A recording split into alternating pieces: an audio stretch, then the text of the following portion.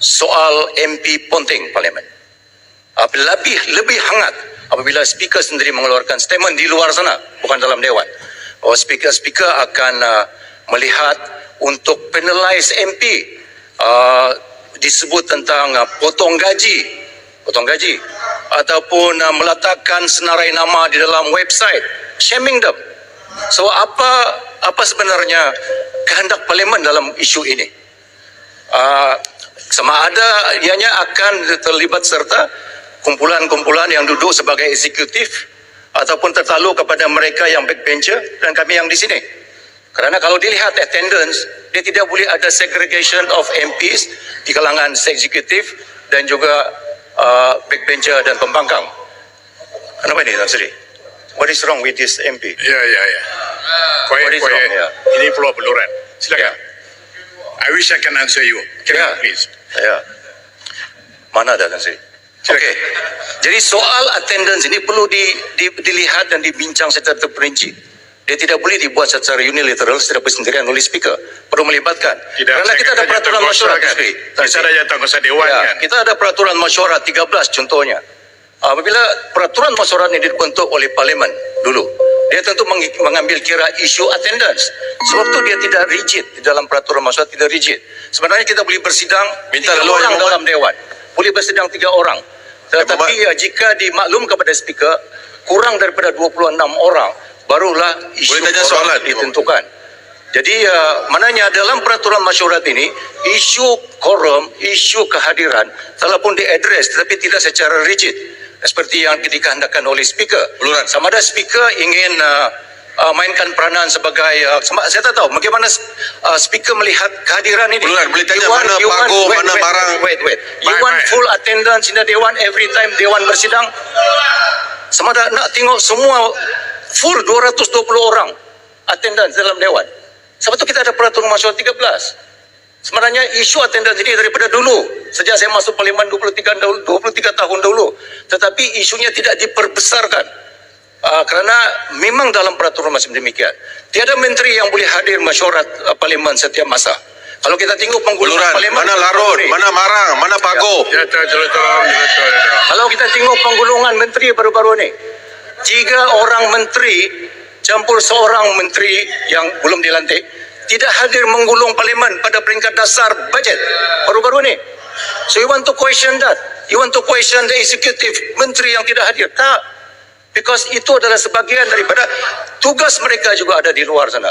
Dan sebab itu dalam peraturan masyurat dia relax on this. Tetapi saya tahu kebertanggungjawab ahli parlimen untuk hadir parlimen. Saya setuju bahawa semua hadir parlimen, ahli parlimen mesti hadir parlimen.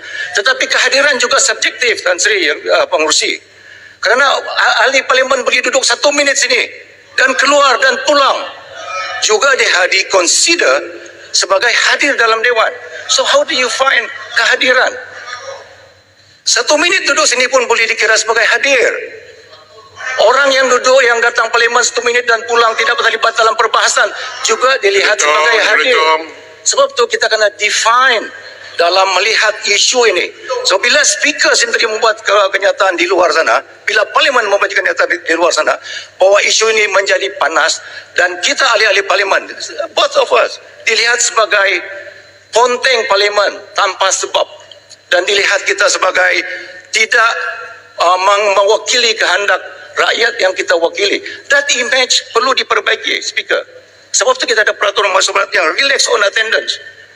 Dan tidak boleh dilihat kita, tapi minister pun, you want to see 220 ahli parlimen duduk sini. No, it will never happen.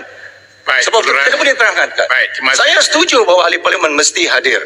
Tetapi melihat dan penalize mereka, shaming them, rasa bukan satu tindakan yang baik untuk mengangkat martabat parlimen ini. Terima kasih. Baik, saya terpaksa respon kepada Beluran. Saya berucap menteri akan respon. Baik. Ya. Sebab saya akan sebut gini, Beluran. Yang pertama sekali perkataan shaming, what's wrong? I never intend to shame. Yang kedua, saya menjawab bahawa ahli parlimen ada komitmen lain. Tak semestinya mereka pasti ada di sini. Tak semestinya baca report tu betul-betul tidak semestinya semua ahli parlimen harus ada di sini kerana mereka ada tugas lain. Namun pun begitu, apapun juga cadangan akan dibawa ke jawatankuasa peraturan mesyuarat. I'm very clear of that. So I don't mean to shame you. I know. I do not mean to shame you, sir. Sebab tu saya kata, bila No. statement tu dibuat oleh speaker di luar sana, public interpret No. lain. You kena baca Public entirely. interpret lain. I know, I understand that. I see that 10 years. Saya tahu. Saya Tetapi tidak sebab tu ada- public interpret because it comes from the speaker of the house. Ya. Saya tidak ada kuasa untuk berdebat. Jadi saya jemput sekarang Tan Sri Speaker, bayan baru. Tan Sri Speaker, sekejap.